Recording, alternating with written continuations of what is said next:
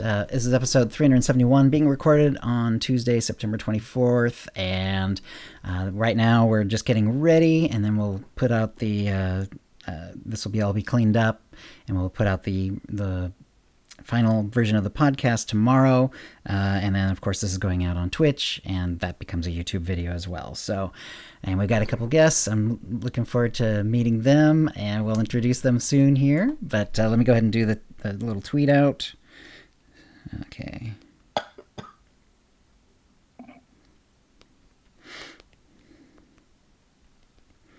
All right. Yikes. There we go. All right. Got it tweeted out. And I might do this, see if I can find it real quick for a retweet.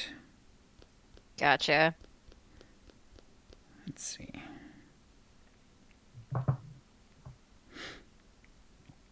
There we go. Cool. All right. And is everyone ready to go then? Let me grab some water real quick. That's fine. Do that. All right. So we'll get going in a minute. I'm never ready. I got Marcus in chat. Hey, Marcus. Marcus! Oh, chat. I don't have that turned on. You should probably do that. Let's see. Make sure. Yeah, the stream is going. Good. Good.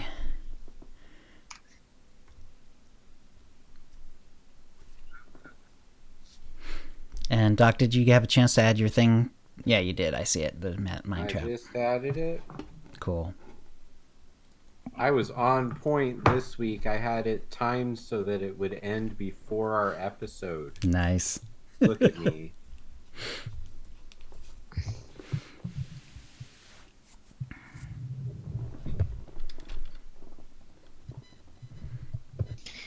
So, Doc, have you picked any fights with any other people over Twitter regarding Clone Wars yet?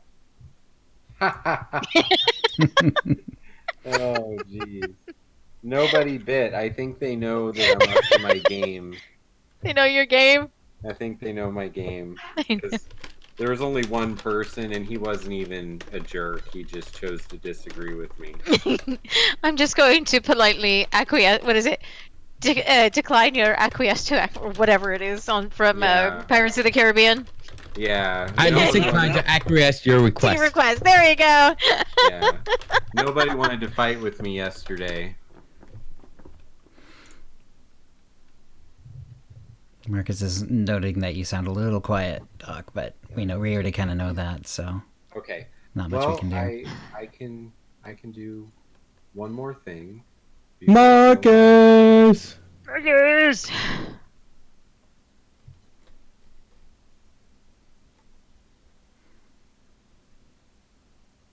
Tell him to turn his volume up in Discord. I mean, he's not wrong.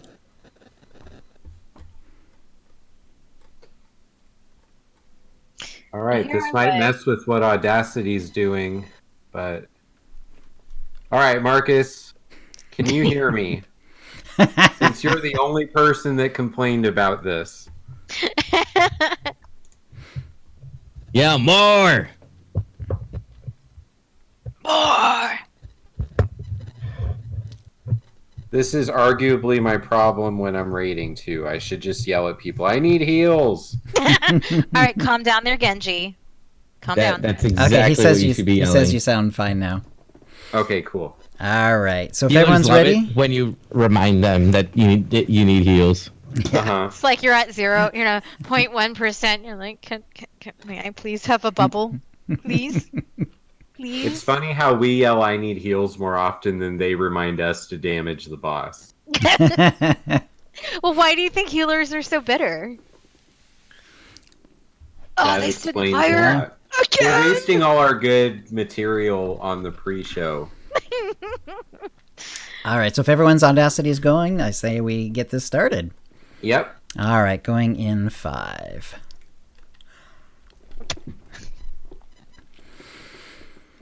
Hi, and welcome to the OotiniCast, the podcast that has been informed that Jedha was destroyed in a mining disaster. This is episode 371, being recorded on Tuesday, September 24th, 2019. I'm your host, Chill, and with me is my co-host, Dr SWTOR. Hey, Doc. Hey, Chill, you're just lucky I gave up on my goals long enough to record this podcast. I think so, yeah. Some nice traffic where you are, so maybe we can talk about that in a bit. But before that, we've got two first-time guests. Very excited to have Lady Rann and Kogass here. So, Yay, guys. Hi. Awesome. And we know them through you, basically, Doc, so we're going to hear all about that. But let's start with you, Lady Rann. Or do you just prefer Rann? Honestly, whichever's easiest. Lots of people just refer to me as Rann, which totally cool with me. Okay, cool. And tell us a little bit about like what you like to do in SWTOR and, how you got involved with SWTOR and what you do in the game, all that good stuff. Well, I like to take long walks on the outskirts of Belsavis and look at all of the destruction caused by the Eshka. I also realsies. I'm a big Nightmare Raider, so Nice. really love raiding and game content. My DPS main, Lightning Sork, Okay. Virulent Sniper, but I play everything but Marauder. Oh, cool. I play everything but Marauder, really. Marauder and That Sentinel seems to are be a like my- theme with your group. I love it so much. Well, I'm just bad at it, and I have just completely acknowledged that I'm bad at it. So it's like, you know what? Fair enough. I might meme around on it, like in story modes, but if I'm doing any sort of nightmare content, my highest level of memery is going to be a concealment operative right now. So, but I got into this game about 3 months after launch, so I missed Founder by like 3 months. I'm so upset. And I was that mercenary on Tatooine doing the Jawa heroic within the arsenal spec, but using the IO cylinder because I liked that the fire dot allowed my rail shot to proc. Oh, And I didn't understand exactly what was going on because I was an idiot. Right. It's nice when you can get that sort of synergy going. Right. Absolutely. Buttons didn't light up back then either, so you had to just kind of... It's like, Yeah. oh, I can press that button now. I'm going to press that button. I pressed the button.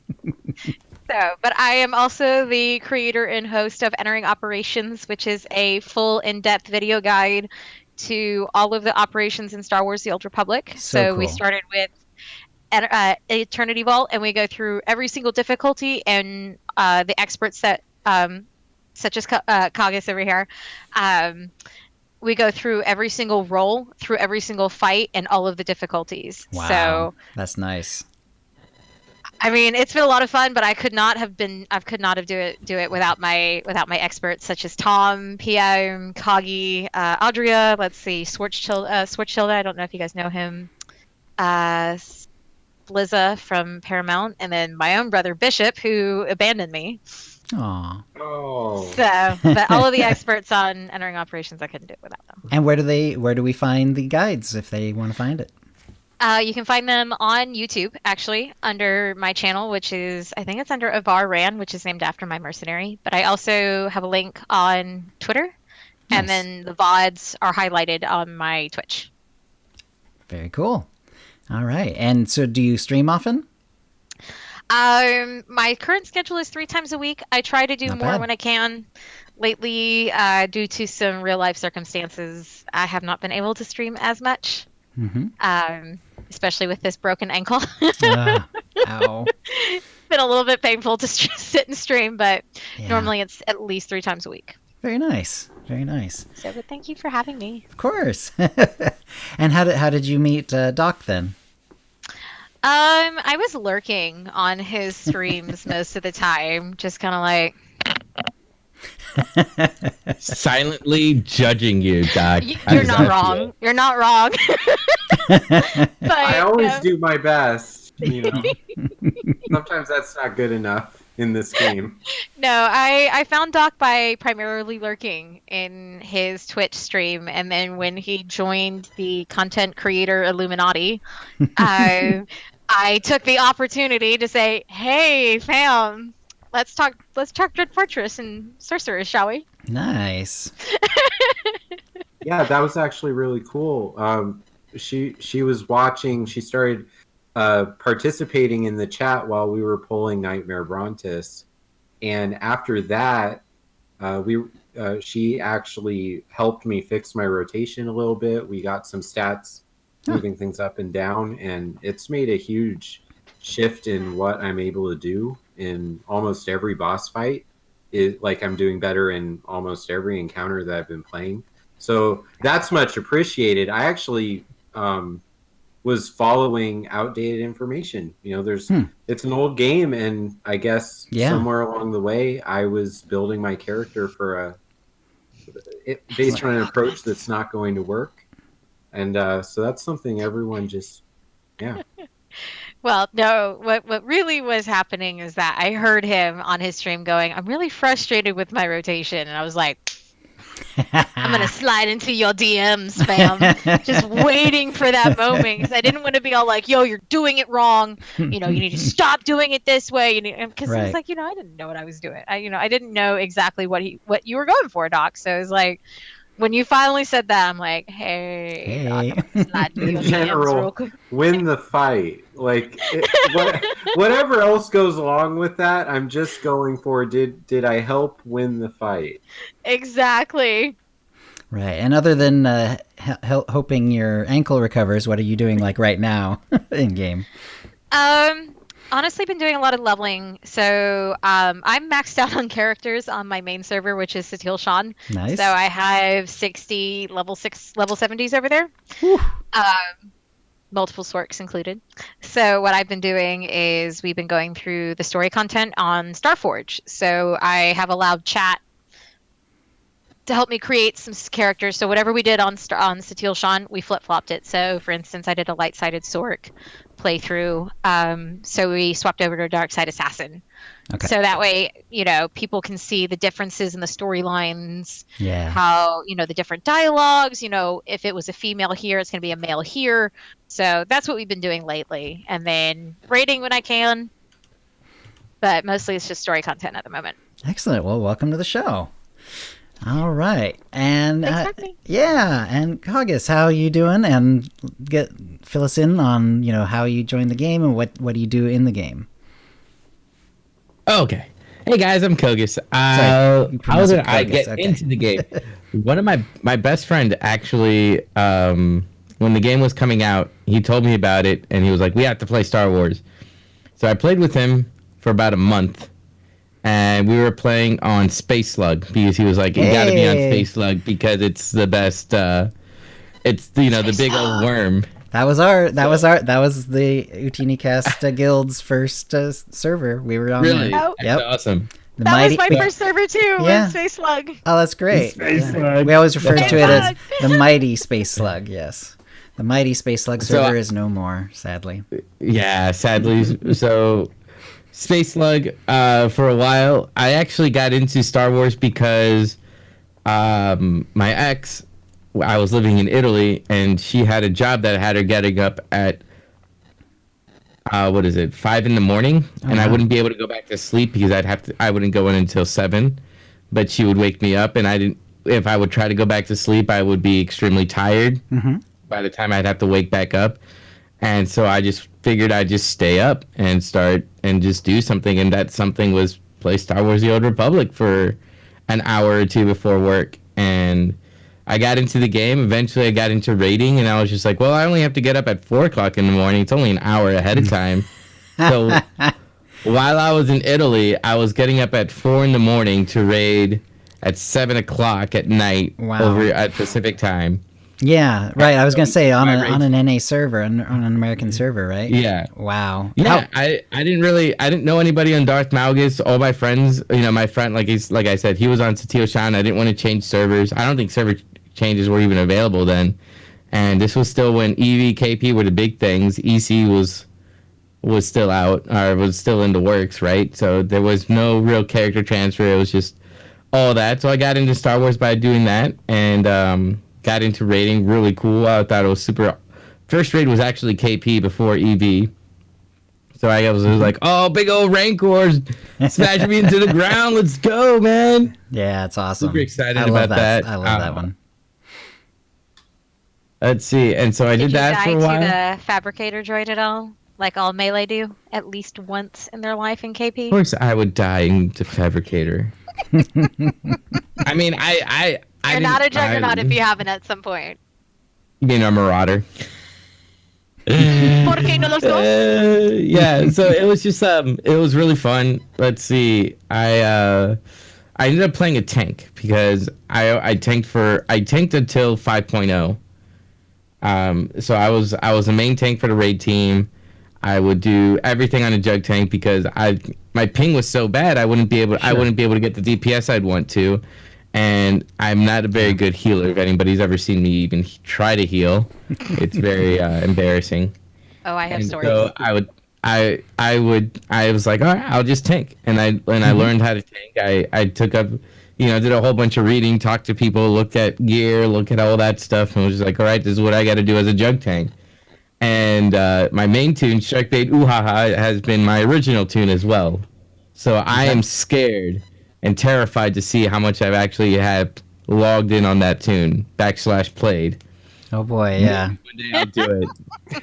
And the whole, 8 years that this game has been out. So it's a little scary. It'd be a little embarrassing, right? A little bit too much time played. I can see how much I have on my Sork if you'll see how much you have on your jug. Hard pass.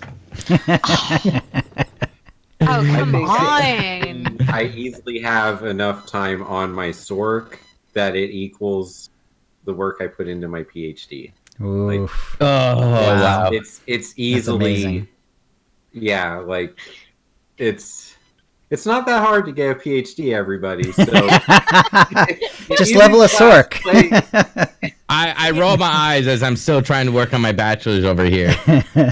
I'm just saying that is my own defense mechanism to make myself be able to sleep later tonight. See, I tell people that it's like, that's me in the cartel market. I'm like, if I took everything that I've spent in the cartel market, I could put a down payment on a house. So I feel that with time in the cartel market. Right? Oh my gosh, yeah. So time definitely. School's just really hard for me. It's really hard for me to just pay attention and buckle down and study things. I get frustrated easily when I just want to learn things. I'm like, I should already know this. I don't want to learn anymore. I should already be an expert. Doesn't work out that way. Right. So now these days I stream a lot of PvP. A lot of things have school has taken over pretty much for the next how many weeks? I'm 2 weeks in, so I have 8 more weeks of these 2 courses that I'm taking. And they're both, one's a 300 level, one's a 436 that I did not realize it was going to be as intense as it is. So my free time is going dedicated to these because my 300 level course is pretty much all group stuff. So I'm just... Yeah, so I'm making sure I'm doing my part for the group, and then my 400 level class, I'm doing all the things I need to for that. I want to try to get ramped up for some rating for 6.0, but I don't think that's going to happen. And so now it's just a lot of PvP streaming. I was able to get into a Nightmare TFB last night. We kind of pugged one. Didn't get the final boss kill. We pushed too early, burn phase, but that's all right. Yeah, mistakes happen. Memes Exactly. happen. I don't want to call them memes. Funness happens, right? I think Lack of care, lack of seriousness, maybe. Well, I mean, that's why you have the 16-man story mode that we did over the weekend for Empress's birthday. That was a lot of fun. I'm so sad I missed that. We did 16-man Ravagers. I organized it. It was kind of it was a late night raid, so it was definitely not something I wanted to stream. So I let other people take the stream over for that. We had TMG being TMG. I love the guy. How do I describe TMG besides being awesome? He's just a great guy. So he was there. We were having lots of fun. We had a sorcerista there as well. And it was just a good time. So I really just try to right now I'm just trying to talk to people, find out what's going on, what everybody's thoughts are for PTS. and PvP right now. Try to be more vocal for the PvP community, which Cool. Sometimes just doesn't want to be vocal. It's just they like their things, but they don't know where to direct all their anger and frustration sometimes. That's right. And if I can just boost Kagi up a little bit, Kagi is also my Juggernaut / Guardian expert for entering operations. Nice. So he is the man that talks to everyone regarding talents, rotation. I'll ask him all the time, "Hey, Kagi, as a Jug, what do you do here? Like, what are some nifty tips, tricks, anything?" And he's got an answer just right away. So, I'm not going to let him downplay himself that much. Oh, well, thank you, Rann. Excellent. And you do stream at twitch.tv/Kogass? Yes, underscore KOGASS underscore. Okay, you can pronounce it Kogass if you're not a big fan of the big ASS at the end of it. So there is an underscore as well. Excellent. Okay. Well, welcome to the show. Thank you, Chill. Sure. And Doc, how about you? What you been up to? So it's good that I got to listen to all of this with Kogass and Lady Rann reviewing their week, because actually something really big happened for me since the last show. Mm-hmm. Two things, actually, but one of them I completely forgot because I was so busy getting Lady Rann and Kogass into the show, which that one's the obvious achievement from something I did in the game. But let's start with the less difficult one. Well, wow, what a tease. The less sorcerer-related one. Okay. I got added to the content creator list. About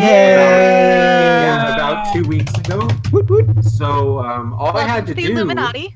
Yeah, thanks. All I had to do was write a dissertation, gripe a lot on this show, and start communicating with Eric Musco and Daniel Steed every once in a while. So it's been really fun to try and put the work in to get added to that list, actually, and I'm really excited to get to communicate with the people that, I've just been a fan of this game. I purposely stayed out of any kind of public interactions with this game for the first 5 years of the game because I didn't want to tamper with my data. Right. And so then just getting to talk to people who I've been listening to some of these people for a very long time or watching their videos, and it's just so cool. And I know I've said this on like 5 other episodes, but I feel like just a fan who's on this really crazy ride with this silly little game that has lightsabers in it. And so, by the way, if anyone's ever wondering if you need to get lots of people to like or favorite your tweets, becoming a content creator for an MMO gets more recognition than completing a terminal degree in the social science. I felt the same way when I got accepted into the content creator program. I was like, I am like, child at Christmas over here. Like I'm verklempt, I'm unworthy. It was great. That whole day, people were so positive and excited and saying like it's about time, like they expected me to already be on the list or something, and so that was really big.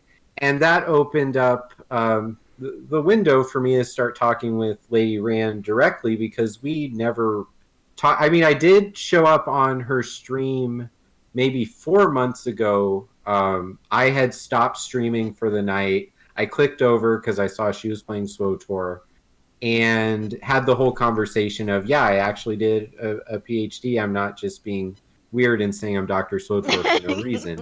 And she was excited to hear that, and it was fun. And she was running around the fleet getting ready to do something, and that was like our first interaction, but it was very casual. And then I disappeared and kept trying to win hard mode ops, and so then that kind of leads to the next one. So I've been playing with Kogass off and on through Death Star Troopers with that's Marcus's team, Working Class Nerds, and I play DPS on that team. And so whenever we need a fill-in, Kogass shows up. He's in our rotation, so I feel like I've known him for a little while now, and so that's cool. And it never really clicked to me that I know people who know each other because they're on the Satil Shan. And because of how OSIS works, I just gave up on trying to do the dual server thing because I realized in order to win this RNG system, I need to clear OSIS 6 or 7 times a week. And if I'm playing 2 servers, that's a lot more than 6 or 7 times per week, and I don't like this planet that much. So, so we had this. I did my raid with Evil Intentions, which is my hard mode moving to Nightmare team on Thursday nights, and we are still up against the wall working on Nightmare Brontes. And I knew that my schedule was going to get pretty tight. We have a limited number of Thursdays left before 6.0, and all our gear is garbage.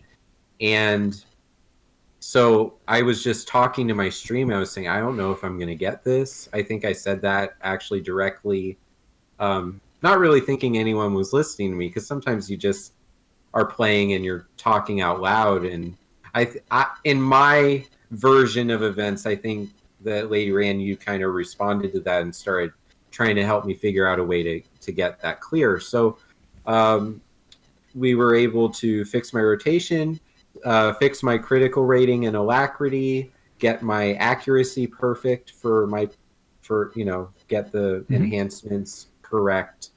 And so I spent a weekend adding extra Nightmare raids to my schedule to be in groups with both Lady Rann and Kogass, and we were able to get the clear on the second evening that we put the effort into it. And nice. it was 2 polls. The first one was super duper close. Was that 2% or something like that? Yeah, the first one was a 2% wipe. Yeah, and that's always heartbreaking. It was like I think the way I cropped the video on YouTube, you don't see the first attempt, you just see the clear, and then me being outside my mind for about 12 minutes after that. Yay! I need to see this video. How was that? Describe everything. Yes, after at that kill. Describe what was going on there. Spill that tea. Yeah, so when you're doing a fight like that, and this is sort of how I approach the game, I don't actually think about that we're going to win. I just get ready to do my job. And so when we don't win, I'm very used to that. I mean, research says video game players spend 80% of their time playing failing. And that the other 20% are those windows where we get to the next chapter, we get to the next thing. When you're doing a Nightmare raid, you do like 99% of your time failing, but you have to fail the right way. You have to be looking at what is every little detail that my character can be doing in the context of this fight. And I think that that's been a really neat shift for me to start thinking, because you're going to get hit by things, especially in the Brontes fight, and you have to be ready to use a cooldown on Nightmare, whereas in story mode, you just eat it and it does like 15% damage and you're fine. And even if you live through a hit in Nightmare, now your healer has to heal you. Right. And so that's a big deal. Even if you have 35% health, they're not healing the tanks now, or they're not healing the people who actually had no choice whether they got hit by something. Right. So when Kogass, you mentioned that there was like something that took you out and it was a small detail, and I just wanted to jump in. Like, that's what I'm really starting to understand is just the smallest detail means your group is playing for another 13 minutes, instead of being done with their evening. Right. Or calling it.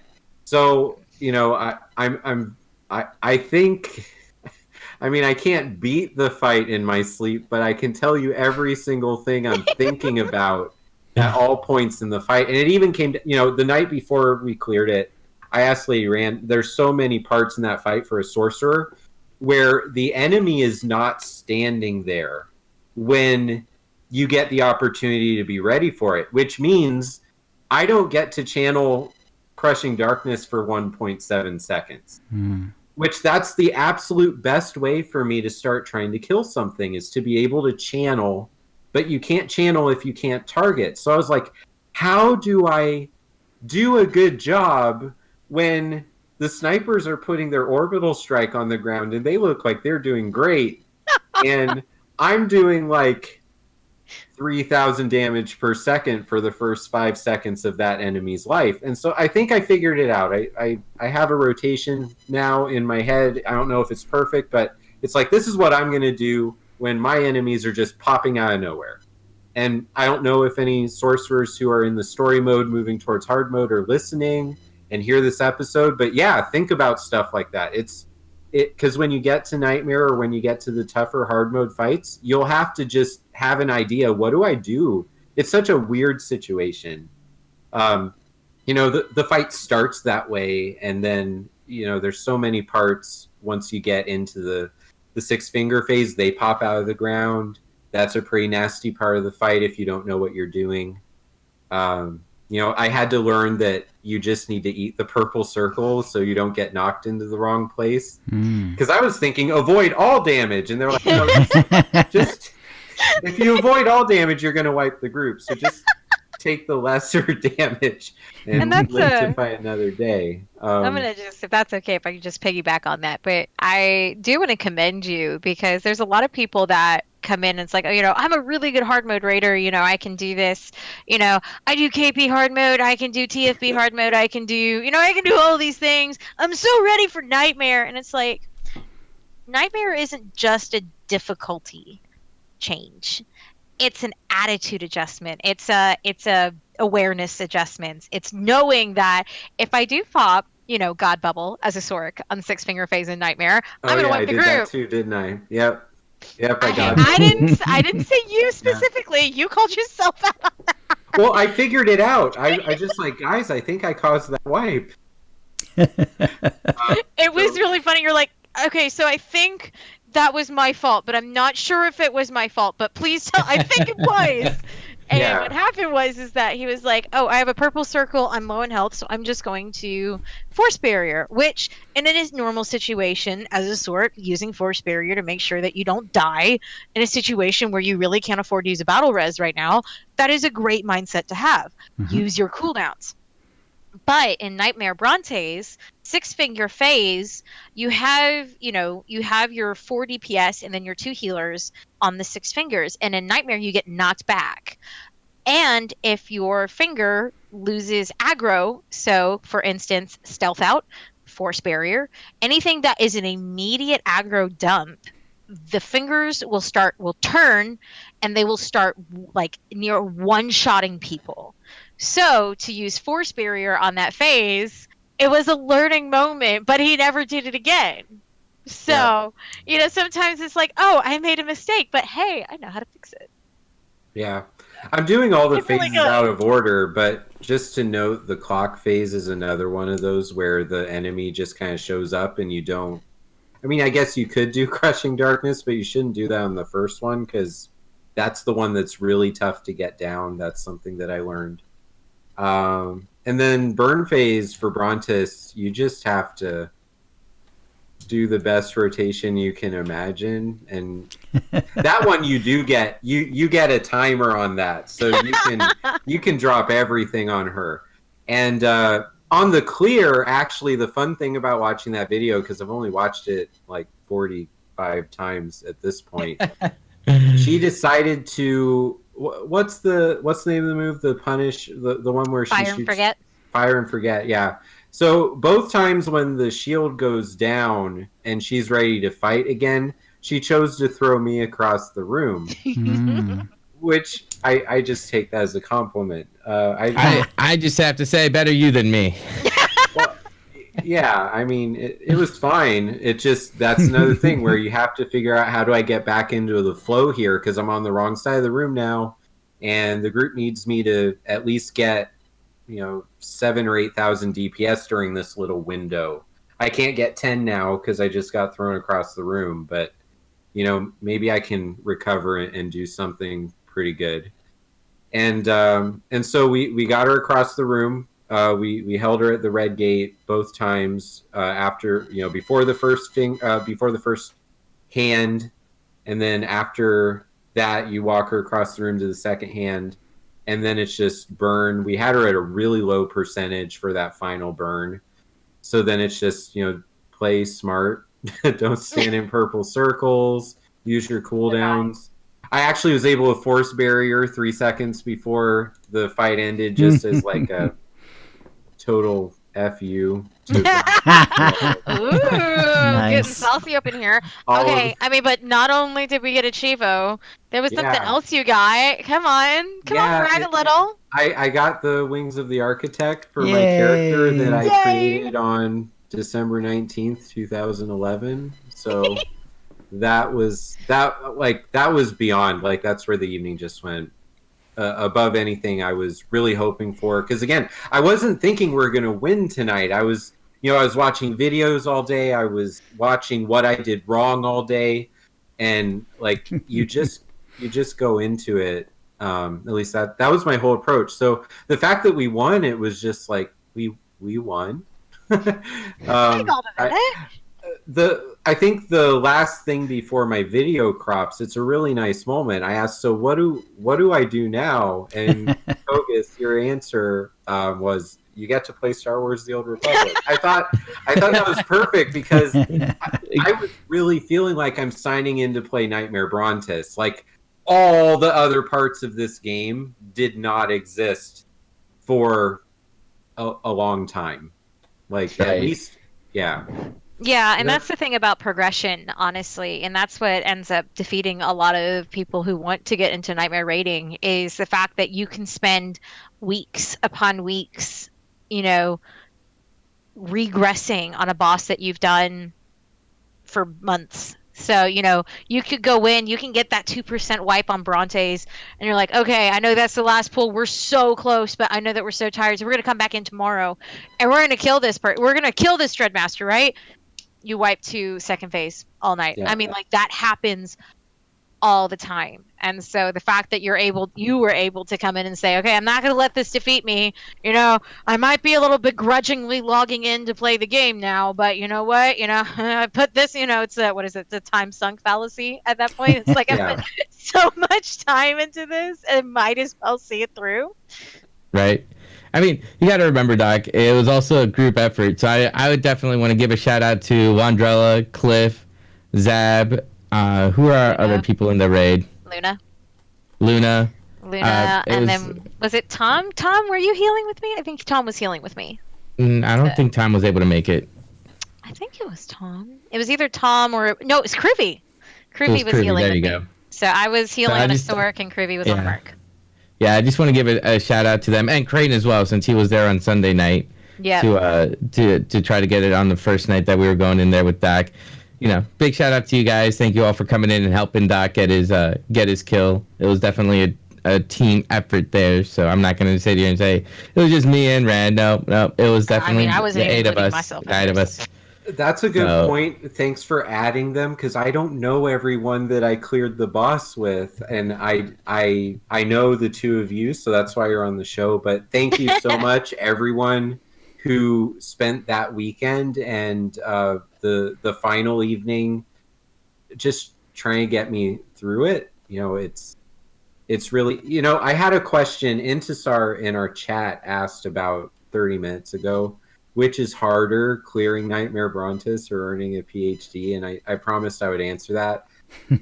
Based on how much failure and trial and error and how much you rely on other people, I'm really sorry, Barry University, but beating Nightmare Brontis is harder than writing and defending your dissertation. Well, you see, that's a group, like, writing is a perpetual group project. Right. So you can't just, like, say, screw it. I'm just going to do the whole project. You guys can just show up when we give the presentation. I'll carry the group. You can't just do that, especially in Nightmare Brontes. You can't just say, guys, just show up at the end of the day. I will say this, though. Okay, so once I started playing Nightmare Dread Fortress with people who know the op, it was significantly quicker to win the op by staying dedicated to it versus like a dissertation is like the academic version of Nightmare Brontis, and it takes longer, right? Mm-hmm. So in terms of, it's a weird comparison, everyone, but thanks for knowing where my brain's always at. It's just you have to have a similar mindset. You can't get frustrated and give up, and you have to kind of redefine what fun is. I think it was one of the most fun evenings of playing SWTOR ever for me. And it's just, there's a lot of pain in the memories that led to that point. And you just kind of love that you were able to do that. So thanks everyone for, hovering around that whole part of my SWTOR story. And I think it's probably fair at this point to ask Chill what he's been up to and to say hi to our chat room. That's fine. Yeah, no, I've been enjoying this a lot. So, also, by the way, Kagi is incorrect. Your next step is not to enjoy playing Star Wars: The Old Republic. Now you got to get Dreadmaster. That's your next step. And then after that, Dreadmaster's easier than Brontes. That is true. That is actually true. But I've never done it, so I need to do it. Honestly, like the DPS check on Council is like negligent right now, so this would be the best time to get it. It's getting through the first 4 bosses. That's the problem. It's the second boss that holds everybody up from getting their kills. Look, as long as you don't have an all-4 melee comp, Tyrants is not that hard. But also, you need Dreadmaster and you need to crest to the Dreadmaster, and then you can start playing Star Wars: The Old Republic. I still need a crest. I don't have a crest. You have an Eternal Warrior title, though, so I don't know what you're talking about. Well, I still don't have a crest. On Sunday, we worked on hard mode Temple of Sacrifice, which I've never cleared, and that was a lot of fun. So how'd that go? We made it to the commanders, and we got to pull it twice. Just ran out of time for the evening. But that was my first clear on the Underlurker on hard mode. Yeah, that Underlurker fight is a pain in the butt, especially when people, Marcus, don't go to the right side. I was not doing a good job. Oh man, toxic. Yeah, I have to learn the difference between glowy arm and spiky arm. And that's just me being left honest. at that point. Honestly, it's legitimately stage right and stage left. But we should ask Chill what he's been up to. All right. Yeah, we should. Well, first we'll go. We have a lot of folks in the chat room tonight. Agent Iron Spider, Alfred Judo, Kazate 17, CB Nuttree, Chibi Kluktu, Commander Root, Guinsky, Insitar Nor, Kakarot 1138, and both of our guests are in the chat room. Lorhin, S1 Faka, Starry Saber, Tom PM 1990, VNK, Virgo Praz, Winsock, and Marcus as Working Class Nerd 17. Hello, everyone. All right. So this is one of those times when like real life kind of overtakes what's going on in game.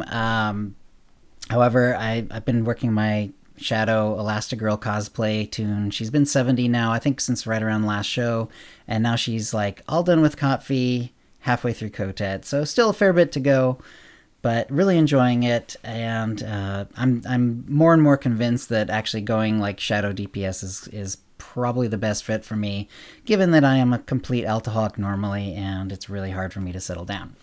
But I'm really enjoying. I'm really enjoying this spec. So are you playing Infiltration? Serenity? Yeah, Infiltration. Definitely the stabby. So stabby. I like the single target damage. I like how it's a little tricky how it procs because it's a little random, but that's kind of fun too. And yeah, I'm enjoying it a lot. So just as a little tip for you, did you know that in Infiltration you can take upwards of like almost over 100% AoE damage reduction with the 4-speed talent? Oh, that's cool. Yeah, well, that's good because I've actually got the like all the 4-speed stuff because I love it. I love having a 15-second one that slows them, speeds you up, makes you invulnerable to slowdowns. You absorb 60% of incoming damage. It's crazy. Yep. So and only in Infiltration because you don't get it in Serenity, but if with the phasing Phantasm talent. That's awesome. So like, let's say you were at Terror from Beyond, right? And you were at the Terror fight during the Tentacle Slams. I don't know if you've ever seen the Terror fight, but you can sit there and you don't have to leave during the slams because you can just hit 4-speed and continue on like nothing ever happened. Nice. So nice. Just a little something that I found out. I haven't done a lot. I haven't really done any rating on her, so it'll be good. We're gonna need to fix that. I know. Yeah. I mean, we fixed Dr. Let him play SWTOR the way he wants to play. Well, I like operations, but I like operations. We're evangelizing operations here. I've always enjoyed fun, operations, I but I just haven't done it seriously since our group kind of fell apart during Revan. So, but basically my time was kind of limited the last couple of weeks. We were getting my son ready for college, and last weekend we took him up, and he's in college now. So there we go. You don't look old enough to have a son in college. Well, I am. Lies and slander. That's some Sith alchemy over there, I swear. Yeah, it feels weird, but he's in a good college. He kind of knows what he wants to do, which is nice. And he got some, he's got classes that that will be good for him going forward and all that stuff. And he seems to be adjusting, as well as you can. He was a little nervous, but I think most people are. So, so it was pretty exciting. But yeah, I'm back, and I'm trying to figure out my life now that it's like really quiet in the house and everything. So it's pretty bizarre. So, so that's what's going on. I'll be kind of getting back into the swing of things. I'm sure, like later this week. So let's just swing on to the tip of the week. And we've got a couple of them this week. One from Dekion, from our guild leader. And Dekion wrote in, "Hey, Chillin' Doc. Greetings, my tip this week is about gearing for level 71. We're all aware about the changes to gearing our mains and alts when Update 6.0 comes out next month. Thankfully, the devs have heard our cries and are allowing most everything to be legacy bound, so we can pass our gear to same class alts. They are accomplishing this by moving the set bonus to the shell rather than the armoring piece. This will be a little painful on launch day unless you follow this tip. Save your class shells, any shells. If you're like me, you've pulled your armors, mods, and enhancements out of the purple and gold that's been dropping during the dark ages of grinding for command points, and added them to your legacy gear so you can pass it around to your alts. When 6.0 comes out, your legacy gear will no longer have a nice set bonus since they've removed it from the armor piece. To prepare for this, make sure your tunes have any of the original shells that contained a set bonus. It doesn't matter if it's 236 pair of gloves that drop from Garge and Eternity Vault, or the 258 chest piece you've earned by grinding Osis or Gods from the Machine. The set gear level doesn't matter. You can mix 236 and 258 shells to get your 6-piece set bonus. I know a lot of people have sold the set piece shells to the vendor after transferring the pieces to legacy gear. There are a few options to get a piece of set gear between now and the release of Onslaught. You can grind command points and get gear from command crates, or spend quality time with friends running Eternity Vault and Kogass Palace until you get your 6-piece set. When Eternity Vault drops the belt, gloves, and boots, and Kogass Palace will drop bracers, boots, legs, and chest. And you can also, of course, you can actually buy set piece gear from the vendors if you have the command points, so that works too. Won't the Osis vendors actually be able to take credits once 6.0 launches, so you could get the 258 just for credits? Is that true? I have not heard anything to confirm or deny this statement, but that is something that I will actually have to start looking into. It's possible, but I don't know if they're doing that right at launch or not. It does seem likely that the 258 gear will eventually be like vendor buyable. Yeah. But because it's useless. But it may not be at launch. Point. Yeah, exactly. Yeah. That's a great tip, because I didn't even realize that's going to be a problem I'm going to have to sort out during week 1 of the expansion. Because all of my shell... Also, I'm mad reading that because it's a contradiction to how this works. You have to get the shell and transfer the armor mod and enhancement to the toon who needs it, unless that one toon is lucky enough to get every piece they need. So, like, BioWare, can you be consistent with your own logic, please? Consistently inconsistent. Okay. But thanks for making me a content creator. Right. Thanks, Dekion. That's a great tip. Right. Yeah, Dekion, you're awesome, dude. Thank you, dude. He has a couple sentences here at the end. Since the update hasn't been publicly released, anything can change during next month. So, like Master Yoda says, always good prepared you be. I am Dekion, and I'm a Giraholic, he writes. Keep up the great show. May the force be with you. Thank you, Admitting Dekion. it's the first step. Yeah, so... And tip 2 is from Darth Dirty Socks. And Darth Dirty Socks writes, when doing the Osis heroic Consume the Light, when you reach the last group of Jedi Masters, you need to kill or CC the Sage and focus the Guardian. When the Guardian dies, the rest of the group despawns, making the rest of the fight much easier. Short and sweet. Appreciate it. So thank you, Darth Dirty Socks. By random allotment, the winner is Darth Dirty Socks. So congratulations, Darth Dirty Socks. You're the winner of a Tonfon or a M8 3R Droid pet code courtesy of BioWare and an OotiniCast provided Cartel Market Pack from the latest shipment. And if you'd like a chance to win the same, please send your tips to OotiniCast@gmail.com before the next show. That will bring us to the Jedi Mind Trap. Doc? All right, so I've been really just on my mind is, can I get everything done that I'm working on before 6.0 launches and sets me back where I have to grind just to get back to where I can approach those goals again?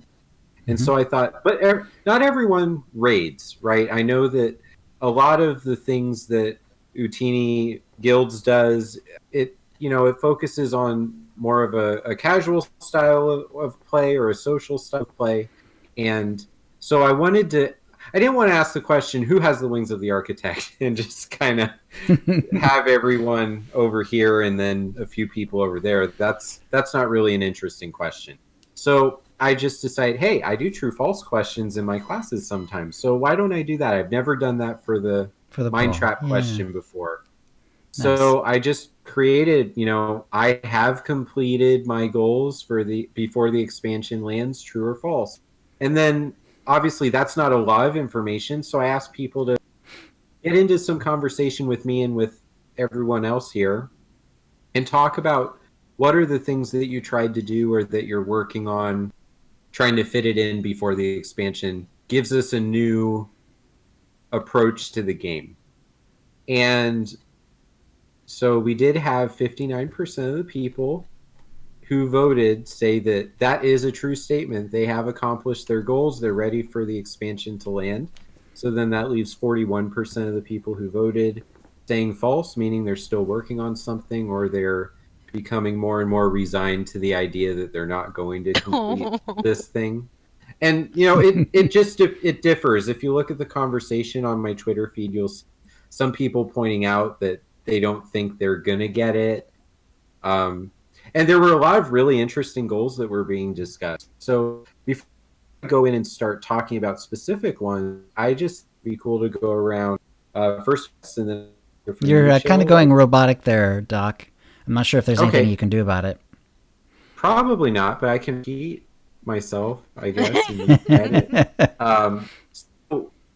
I before we get any topics from the Twitter conversation, I thought it would be neat to talk with our guests and then hear from you also, Chill. What are the things that you're hoping to put into these last handful of weeks of the 5.0 era in your SWTOR play? So I volunteer Chill to go first since he went last on the what have you been doing lately. Sure, very good. I volunteer Chill. That's fine, yeah. I volunteer Chill as tribute as well. We volunteer you. We voluntold you. Yes, thank you. Oh, a rare treat. Welcome. A rare treat. Appreciate it. I put true. Basically, the main goal that I felt like I really wanted to push through and get was to have all the base classes to 300 for that particular achievement for CXP levels, since that's going away.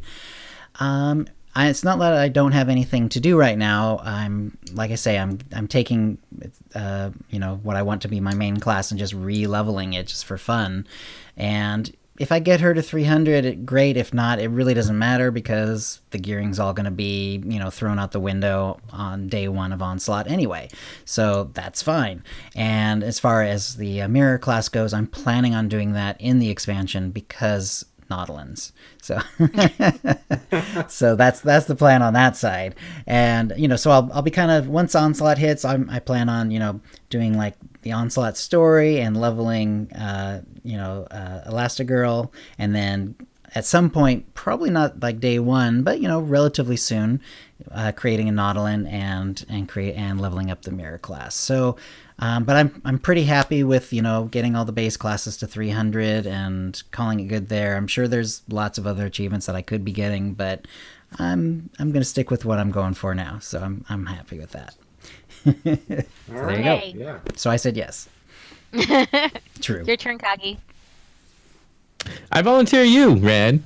I went first on what have you been doing this week, so it's your turn. Yeah, so we got to mix it up. You can't just go reverse order. That's way too simple. Yes, you can. Go ahead. No, it's okay. I insist. This is better I can drama wait. than my actual I can play. wait. Oh, my cat's on fire. I gotta go. Well, since she's got a broken ankle or whatever, why don't we let you go first then, Kogass? We'll let her rest. Win by. Well, thanks, By Chill. No problem. bizarro world Chill, logic. I've got no problem going next. Thanks for bringing it up, man. I appreciate it. Let's see. My goals. I did. So the whole command to 300.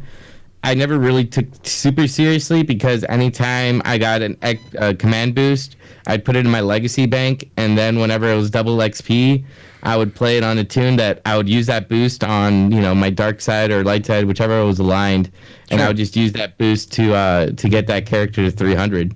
So I have a level 300 sniper, sage, and assassin. Nice. That I never even played. Because I just used that on. I got into 70, logged in on those double XP, got those boosts going, and then did that. That's hilarious. So I that was like my only personal goal. I think right now what I'd want to do is I had a lot of fun organizing the 16-man story mode Ravagers. Oh, cool. So if we can get, so if I could get a couple, once a week, do a night where we do a 16-man, I think maybe hard mode KP would be the next one I'd want to do. Or KP or TOS, just 16-man to help my friends get some of those achievements that, they're not hard to get, they're just annoying to organize. I think that'd be something I'd be willing to put together. I personally don't have any big goals. Maybe get Crest of the Dreadmasters, but that's a unlikely thing to get because people just hate that fight. They just don't want to do it. So I might just give up on trying to get a crest for myself. So probably you would be answering true, but it's kind of like almost by default because you don't have anything too big that you're worried about.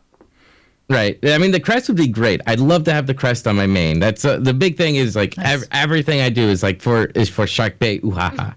That is like.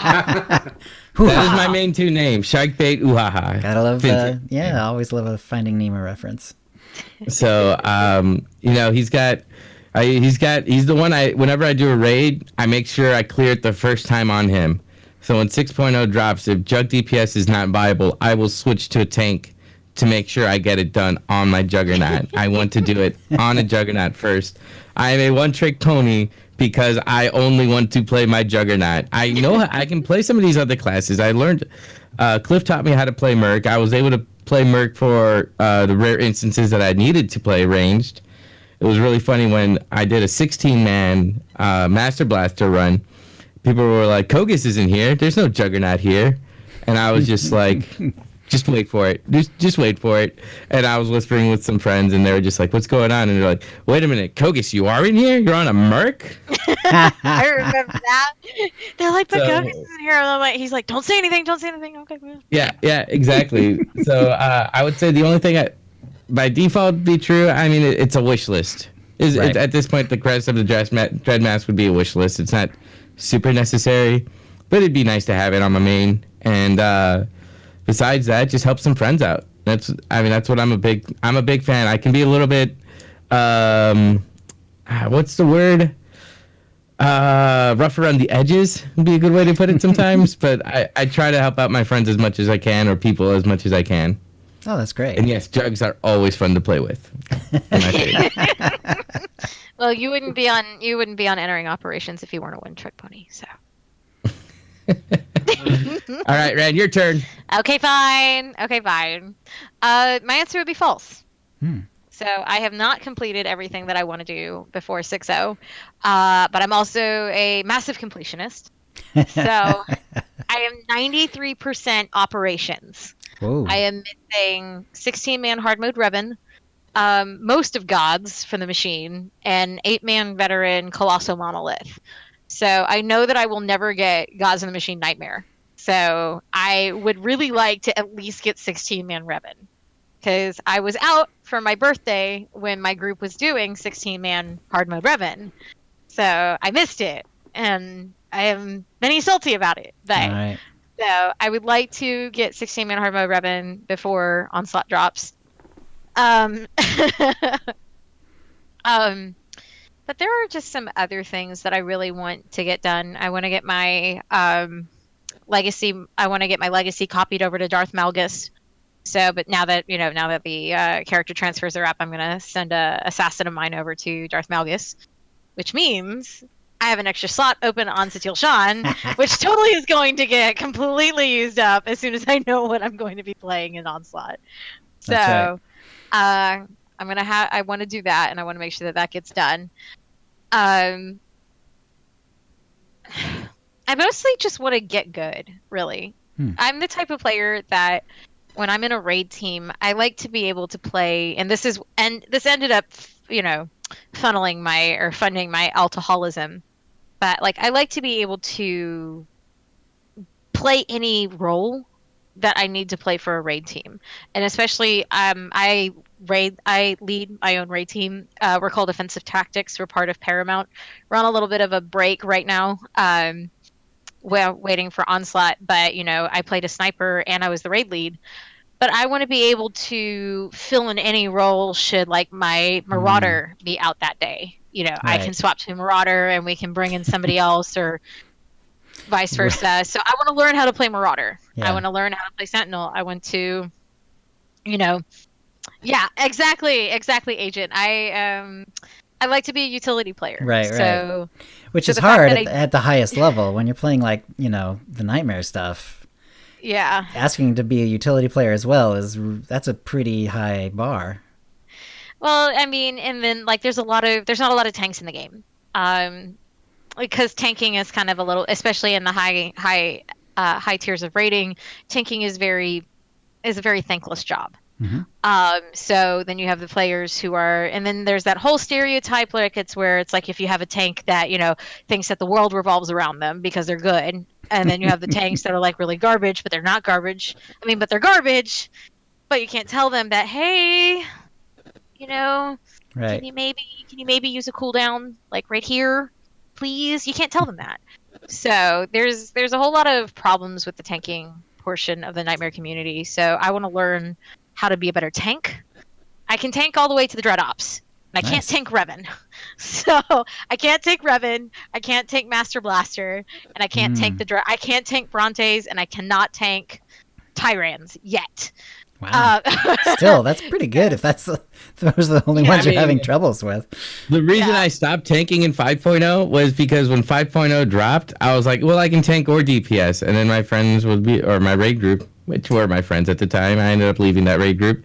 They were like, oh, you can tank or DPS. I was like, yeah, make sure you guys are actively look for another tank because I don't want to tank forever. And then they were like, okay.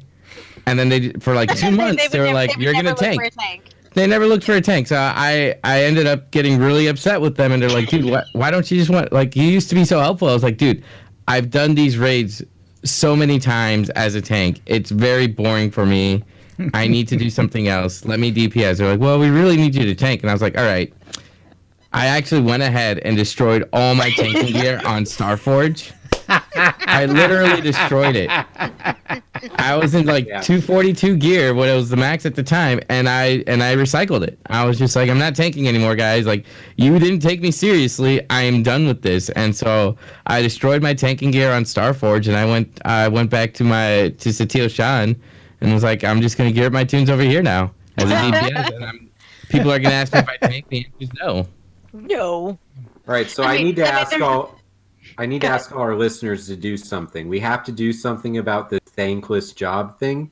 And we need to help people not burn out like Kogass did and turn to the DPS life. So If you are on a team with 2 tanks who enjoy tanking, get in Discord or your messenger that you use for your team, and send them a thank you and a memory about the best thing they ever did for you when they got a boss dead, when it should have been turning around and killing the rest of the group. They did that for you, and you need to thank them. Well, thank you, Rect New, for being a tank. See, also, that's the really sad thing about tanking being such a thankless job, is that a tanking is probably the most mechanically intrinsic. Like, you have to know the inside out of every fight. Yeah. But people also, that's a lot of responsibility, but it can also be a lot of fun, because it's like, okay, so if I don't bring this boss over here, that's going to wipe the raid. So I am in charge of making sure that everyone else can do their job. So it's a lot of responsibility, but once you start learning like the inside outs of how boss fights work, you can start playing around with it. So my brother Bishop, he is considered one of the best, or was considered one of the best tanks in the game. He was the first world clear of Nightmare Isaacs as a non-Jaden's tank. Jaden's is currently one of the, if not the best tank in the game. She is also one of my experts on entering operations. She took over Bishop's spot. Cool. But so Bishop, my brother Bishop, phenomenal tank. He knows Power Tech. He knows Vanguard inside out. You know, every single one of those tank roles he knows inside out. So he would be able to say, oh, you know, if I could just do this, or if I can do that, I can negate this mechanic, and yet nobody knows the difference. So he got to the point where he could play around with how the bosses worked. And cool. He could turn the tide of a fight. There have been fights with me in raids with him where he was the last man standing as the tank, and we got the kill because of it. Wow. So tanks, although it is a thankless job, it is a really amazing job once you know how to do it well, and you are an invaluable player. So tanking is a good thing. Don't let the Yeah. the troglodytes say otherwise. But my last thing, going back to the original topic, my last thing that I wanted to say is I want to get a set of gear ready for each class that I'm playing on Starforge, ready for Onslaught, which is a lot. It is a bigger project than I anticipated. Yeah. You're going for full 258 gear, aren't you? Incorrect. I'm not doing that Osis grind. I sent over the Osis reputation. I'm like, I'm not. No. Nope. So at least 248s, and I will be a happy camper. 252 shouldn't be that hard to grind out. Wrong. No, RNG makes it Rough, just huh? Oh, I rely completely on unassembled components right now. Yes, You're a same. PvP player, so that's actually you being smart. Well, the Nightmare Raids, actually, that's kind of a dispute I true. have, because Nightmare Raiders are able to get unassembled components much faster than PvPers. Well, Because that if needs you to be go in- fixed. Like, it should at least be even, right? Well, it You would depends. think. You would think. So, like, you can only get the unassembled components in Nightmare rating. Unlike, and now Kagi, please, correct me if I'm wrong here. If you complete the weeklies in unranked and ranked matches, you do get a set of unassembled components. Correct? Is that right, Kagi? Am I thinking correctly? You do get some unassembled components. For completing the 12 matches or the 20, whatever So it is. it's 50 points for solo ranked. It's 50 points. You get the let's see. Is it the same one you get from the? Yeah, it's the same. So it's the one you get from the hard mode queen. Yep. So they're not the same ones. It's group ranked. I think it's you have to do that, and group ranked doesn't pop it much anymore. No, and then the unranked matches weekly. Unranked matches weekly gives you like 25 unassembled components. It's really the matches that get you the unassembled components. Correct. But in rating, you only get unassembled components that drop from bosses, and you get a set amount, except for the last boss, which will drop, I believe it's like 250 to 275. Yeah, but I mean, Nightmare Raiders are able to farm those bosses. First 4 boss of a raid. If you're a Nightmare Raider and you're experienced and you know what you're doing, they can farm that crap. They farm that stuff so easily. There's a lot of big caveats to that list you've got going on. I know, right? So basically, if you're good at the game, you can get gear in the game. If you're bad at the game, you're not going to get. You're out of luck, man. Absolutely no, and that's something a lot of people. And you know what? When you were talking about what you were doing and studying and learning everything about that Brontes fight, that is really important because that's something everybody needs to do on a Nightmare fight if they want to do well in the progression. You are going to put the time into the fight, whether it's in raid or out of raid. Yep. You're going to have to put time into learning what the fight is and what the mechanics are as a DPS, as a healer, as a tank. Now, how effective your time is spent during your raid is all dependent on how much you do outside of the raid. If you spent no time beforehand prepping anything or understanding anything, and then in the middle of your raid, everybody looks at your gear and says, "Why do you have 4K defense as a tank?" And you're like, "What's wrong with 4K defense?" There's a lot wrong with 4K defense at the moment. Yes. Diminishing return for tanks is at 2,000. So you have more than double your defense rating. Your shield and your absorption ratings are going to be way off, and you're going to be spending 10, 20 minutes at a minimum trying to explain to a tank what's wrong with his stats in a Nightmare raid. And that's if it's a Nightmare raid. The same thing's going to go with hard mode, and the issue with hard mode is that it might not make a difference, but it holds the team back because it's that extra level of help there. Yeah. Right. So you have really. Yeah. Go ahead, Ryan. Oh, okay. I was about to say, I think Doc and I had a conversation, or part of a conversation, where we were talking about that exact same issue. Like, why would anybody want to put that much work into preparing for a raid? Like, why do I need to have my gear the way it needs to be? And I likened it to, because I've been heavy into job interviewing and trying to find a new job due to a layoff. So it's like, okay, so think about it. Think about getting your gear ready. Think about raid as an interview, or raid as a potential job.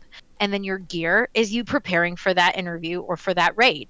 If you go into that interview not having researched the company that you're looking to work for, you don't even know the interviewer's name. You don't know where you're going. You are effectively gimping yourself. So that's the same thing that you can say with gear and even preparation for a raid. Like, if you go in there saying, "Oh, hi, hello, I exist, the party can start now." I have no idea what I'm doing, but baby, YOLO. That you're effectively gimping yourself, and you are putting undue stress on the rest of your raid team, regardless of what difficulty you're in. Story mode, right. Nightmare, hard mode. Lulzy. Lulzy mode. It doesn't matter.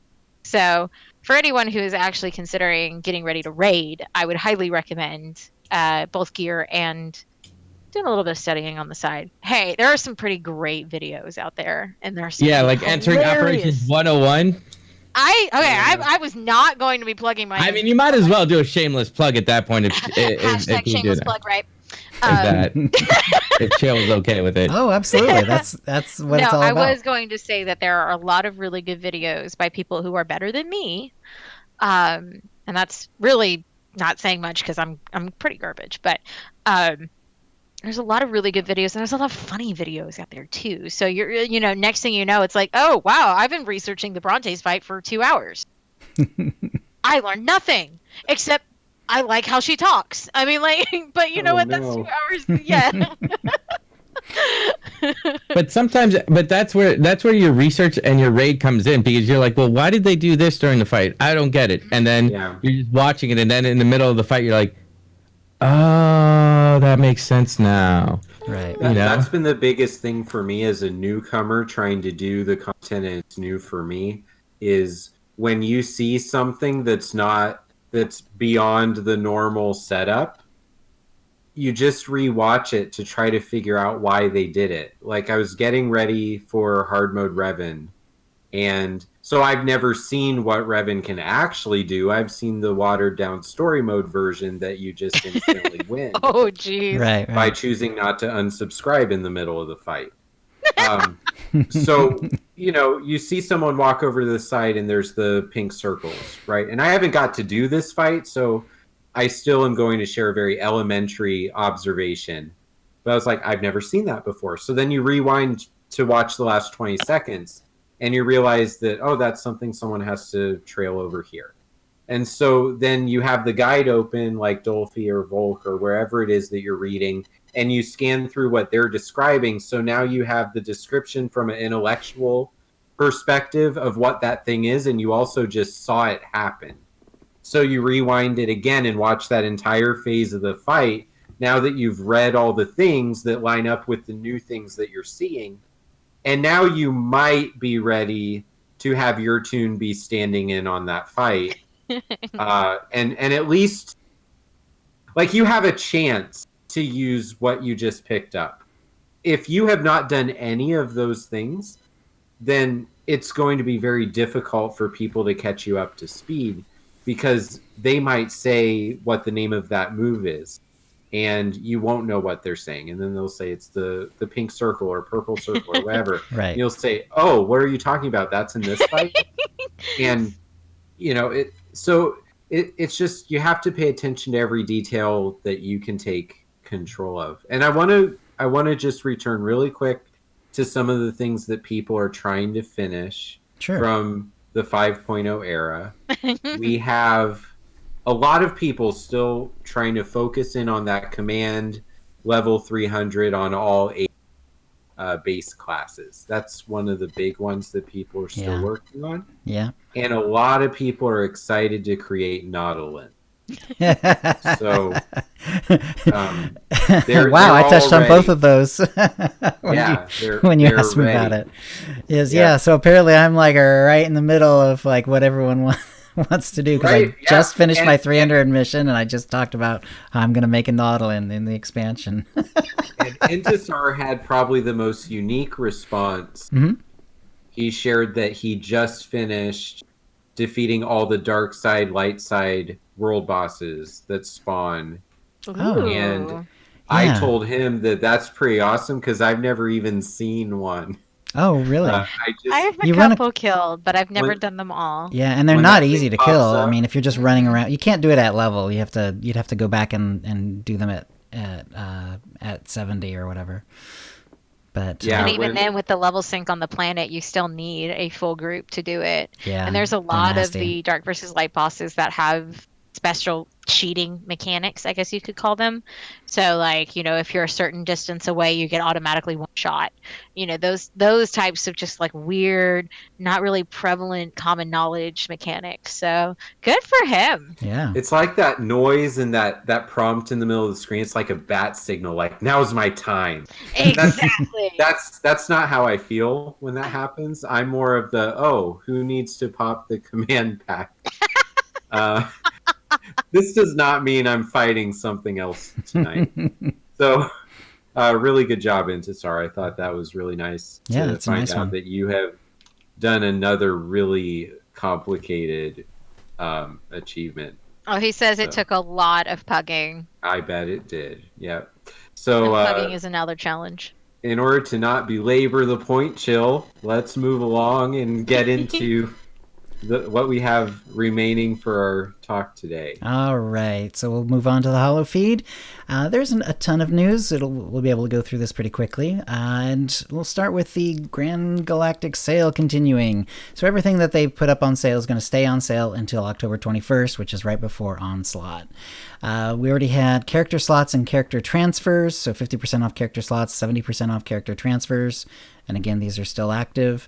Week 2, 40% off color crystals, 50% off appearance options, which I actually bought a couple of those just because I realized, I don't have like everything unlocked, so let's grab a couple more. And then this last time it was 50% off of Flair's species unlocks and legacy unlocks. So yeah, I'm not I think I've pretty much got all the species taken care of. But as an alcoholic, it's pretty easy. But yeah, some of the flares are kind of cool, and legacy unlocks, there's some good ones. And then there's going to be 3 more of them coming out the 30th, October 7th, and then October 14th, so keep an eye out on that. What do we think the last one's going to be? it needs to be something cool, right? Or Yeah. am I just... I'm hoping that they're going to do what they did one other time, which is to just allow everything to be sold in the store. You know, like everything that I can be remember sold that. in this Every- cartel market will All be sold. cartel market items Yeah. available on the cartel market at once. I think that might be the last one. I agree. That's would my be best super guess. Yeah. cool. That I'm would be really hoping. cool. Yeah, I'm That would hoping. be super Even if cool. and for me, Or- it wouldn't even matter if it was on sale or not, because there's a couple of things that I really want to have that I just can't get any other way. Uh-oh. They're just too rare or too expensive on the GTN. There's one piece Yeah. that it's for the Elastigirl cosplay that I have right now, and I have like a pair of boots that kind of work, but there's one that I know will work a lot better, and it's absolutely unavailable. It's never the on very GTN. tall, like thigh high, almost kind It's of thigh-high boots? boots, yeah. For those Are they part of the situation- Outlaw set from Yes. the cartel market? It's called the Outlaw set, and it's never the it's one never that for you can sale. only get as a set, and it has mods in it, and you can't get it anymore. Yep. You can't get it Yep. anymore. I'm hoping that they'll become available because it is not available any other way. You cut out my friend. Yep. There we go. Oh man, I have like 3 sets of those because I love that set. I That's really, cool. really wish that they would make those particular, back in the day, the gear that had the mods in them. Mhm. I wish they would make those shells available to Yeah. unlock instead of, but like, I mean, I know why, but Yeah. I Right. want my really, really nice outlaw gear. That is a great set. It's one of my favorite smuggler sets. Yeah, it's nice. And Give it and to those me. boots would be really useful, since I do cosplay characters all the time. There'd be Really? like I have a Phoenix I cosplay. It'd be good for There that, might stuff like that. be another set that is very similar, that it's a reskin of the Outlaw boots. I think there is another one. I'll keep an eye out. I Um, haven't seen it. I've been looking on like all the different They're not as like fashion sleek. So sites if and stuff. if you're looking for kind of like a sleek, just a single like fabric type of look, no, that's what like I'm looking no, for. But yeah, That's what you're looking for. because I've got Well, one I that can- work okay. It's the Kingpin's boots. They're thigh-high boots. Yeah, But they have, like, they have those knee got that pads. buckle, and They have the knee pads, yeah. and they also are different on the color feet from the legs. Yeah, so it's not the Outlaw ideal. boots are definitely going to be your best bet. They're just How much do impossible they go to get. for? And are you on They- Starforge or are They're you never Social? on. They're never on the Oh, they're GTN. never on. I've seen Oh, one yes. piece of the Outlaw set. It was a chess piece, and it was for like Mhm. 5 million or whatever. I'd be Well, willing that's to. not bad. Chess piece I- is the best part. Yeah, I don't have the boots. So, all right. So I'll let's see. take a look out Someone asked Eric, any news on Bounty Week and why it's not monthly anymore? And Eric said, this is something I can add further clarification to. To lead up to the release of Onslaught, we replaced an iteration of Bounty Contract Week with an additional week of the Pirate Incursion event. After this month, there are no more planned instances of the same event repeating back to back. Here's the planned schedule for October-November. And so October 10th will be Relics of the Gree. 22nd, so this is right at the start of Onslaught, will be a Rakghoul Resurgence on Tatooine. November 5th will be Bounty Contract Week, and then 19th will be the return of Pirate Incursion, so that's pretty cool. I should get on that. I'm terrible at participating in those. See, I've maxed out Rakghoul, I've maxed out Gree, and I've maxed out Bounty Hunter. I did the Pirate Incursion like maybe twice, and I was like, I'm done. Yeah, it wasn't my favorite either, but I might go back there at some point. The Tech Fragment get that vendor, they're looking for feedback on the PTS. We're always a little... BTS is still down. Please. Yeah, They Bring were it planning back on having out. it up today. yeah. They were planning, but That was they actually were the last so- bit of news that I had, yeah. Oh, I'm so sorry. No, I it's didn't even read fine. ahead. I It's just fine. remember that. No, it's totally cool. Sweet. Yeah, Nice. they've Where been is having. Thunder? There's actually been several notes about how they've been having some issues with the PTS. Yes. But yeah, so there's they're doing the vendor for the Tech Fragments, so that's pretty cool. And then there are like operation changes, and I don't want to go over all the operation changes because they're on the PTS anyway, and they're changing, and they're a little spoilery or whatever. But have you guys tried the operations on the PTS yet? I have. Duxon was a lot of fun. Mhm. I actually tried Duxon the first day it was available. Okay. So Matt Pichovich was in there, and he was trolling all of the people raiding, which was really, really fun. And he was running around as a little droid, just this little tiny little droid, and he was just running around. Oh, that's funny. And I Like don't a pet. know if anyone. I don't know if anyone saw Yeah. the Reddit post on the SWTOR subreddit where someone was like, I got a bad flavor text from Matt Puchovich. I That's actually hilarious. raid with that guy. So like I know that guy and I pug with him Hilarious. all the time. So Nice. it was hilarious. And I'm like, well, it's kind of earned. He got really mad at me, but Duxon is actually a lot of fun. It's very different from Gods in the Machine. Okay. Um, What difficulty going were you back to- trying it on? I think we were just doing story mode. So we were just doing story mode. I haven't tried the hard mode, but I haven't been able to be back on PTS yet. Once they do the reiterations of the gearing changes, you can sure bet I'm going to be on there. Right. What do you think of the set bonuses and so on? Go ahead. Sorry, finish your thought, then talk about that. Okay. But seriously, Duxon is a lot of fun. Matt did a phenomenal job. It's very flavorful. Nice. There are some resurgence of a couple of Power Rangers that we all well know and love, and even though they claim it's not, we all know that it is. So if you don't know who they are, I'm not going to spoil it for you, but go Power Rangers, right? Nice. Very different from Gods and flavor and atmosphere and just mechanics. A lot of really interesting, cool mechanics that are coming in, like the first boss. Normally in a lot of boss encounters, you don't really have a lot of room to run around. You have like a set, just kind of area. It's like a little arena, yeah. It's just like a little arena, exactly. But the first boss, you can go pretty much all the way back to the start. Oh wow! Like you have where you pull the boss originally, and then you can go all the way back to the start. That's cool. So it's really interesting that they're playing around, like Matt's playing around with mechanics, and that's really cool. So highly recommend checking out Ducks on the PTS. Right. I think just to piggyback as to why I don't think they have hard mode ready to go yet when the PTS first came out, which is why they were saying everybody stay on story mode. Veteran mode isn't ready for complete testing. Right. Mm-hmm. On the first week it was out. Also, I do love the fact that there are 2 no AFK bosses back to back. So those perpetual AFKers in your raid team, you are out of luck. I'll tell Els. Hey, I wasn't gonna call anyone out, but hey, I called her out when we found that out. Like she was out, we were in the middle of it. Like, oh snap! And I'm just like, man, this sucks for anybody who wants to go AFK. And she's like, oh no. A perpetual AFKer. The gauntlet, yes. But I know that you asked what my feelings were about the gear. Right. I'll give you a watered down kind of like TLDR. We've talked about it on the show before. I don't know if people have clipped my VOD where I kind of went on like a 30-minute rant. Don't you bury your face in your hands, Coggy. You're not allowed to do that. I will be 6.0 gearing. It needs so much help.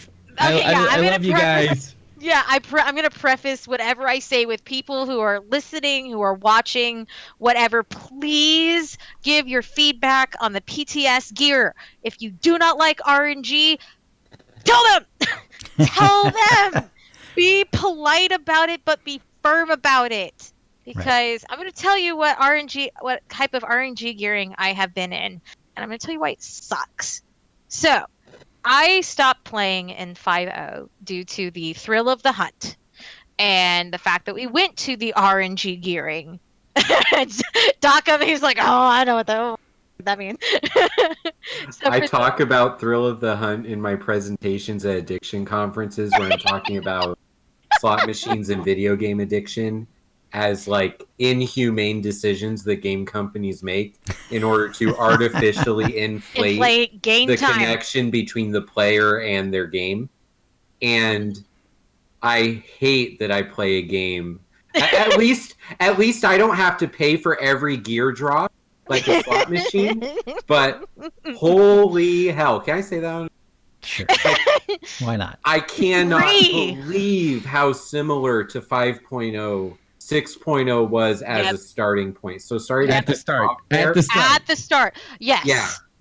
I will say I'm going to give the dev team a lot of props for actually listening to the feedback that the community has been giving them. It's not anywhere perfect by any stretch of the imagination, but however, thank you. They have actually really been listening to us And Yes. that's why I keep insisting that we're not, we may have won the battle, but we're not done with the war yet.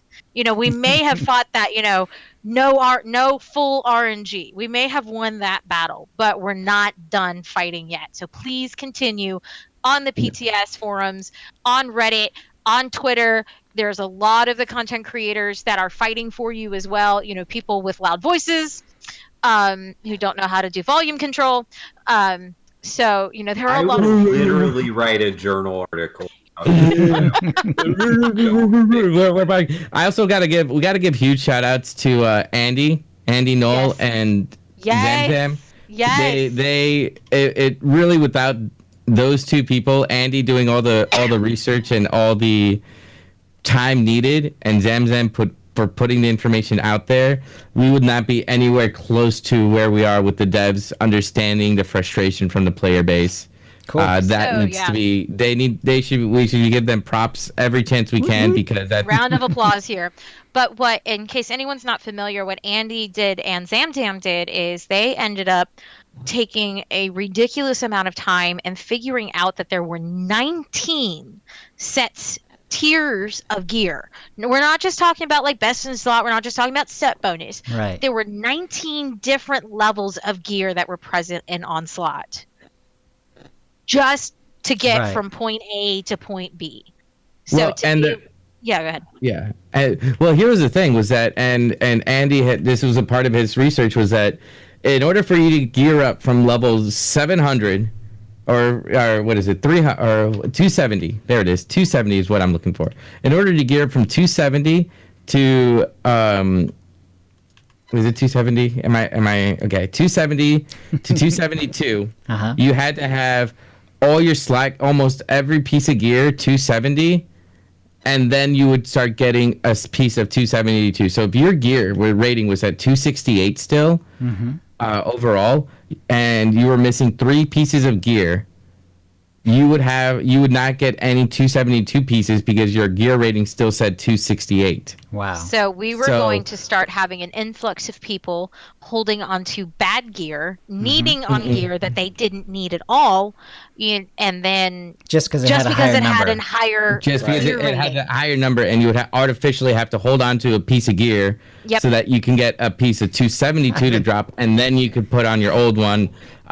Right. With the last PTS change, they made it different. They made it a wider range. You were able to get from 270, you were able to get to 274, I believe. So they brought an extra tier in there, and it would be dropping in with your regular gear, which is also very good because, for instance, relics, you're going to want to hold on. People are going to want to hold on to their stronger, better proc relics, as opposed to some of the weaker ones that are higher rated. Now you don't have to worry about it as much. Right. Yeah. It's a good change. I'm okay with it.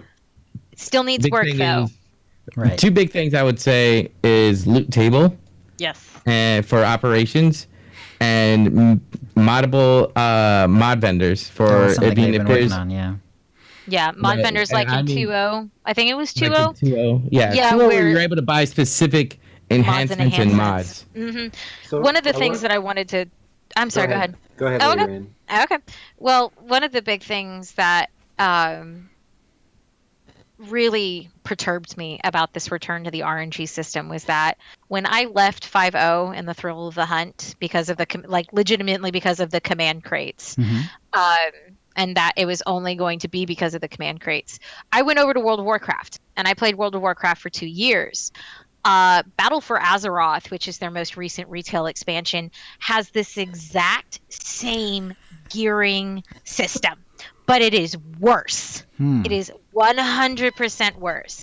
So that's why I also balked really badly when I heard personal loot, because and they were like, oh, we're going to do personal loot. Do not do personal loot, because there's going to be a lot of people who have really bad personal loot RNG, like me. So there would be weeks upon weeks upon weeks where I would go without getting a single piece of gear upgrade, or I would get like a horizontal upgrade, but it wouldn't be an eye level upgrade, which is what their gear level is. It's called eye level. Yep. Side grades, exactly. Side grades, yes. But Doc's favorite word. As we were raiding, as I was continuing, I was doing everything. I was doing their world quests, which were their dailies. I was doing their keystones, which are like their nightmare dungeons, but on a timer, and you could get up in different difficulties. They're nightmare flashpoints, right? Or they're mastermind flashpoints, but you could do it at like, you could do a +10. You had to do in a lot of the progression groups, you had to do like a +10, +15, +20 every week, if not more, for the chance of getting a better piece of loot in your weekly chest. Wow. Again, RNG. Yes. So Right. I went weeks upon weeks without a single upgrade. We were going in and, let's say we were all at 258 when the new raid tier came out. People were starting to hit like the 370, 375, the 400 mark. I would still be at 258, or I would be at maybe 260, because that was just how bad my personal loot gearing was. Wow. So that is one of the reasons that I personally do not like the idea of RNG gearing, and why I have been a very loud proponent of having a single set way to get loot for those who want to grind, because I don't mind it taking me 2-3 months to get a piece of gear or to get to where I need to be.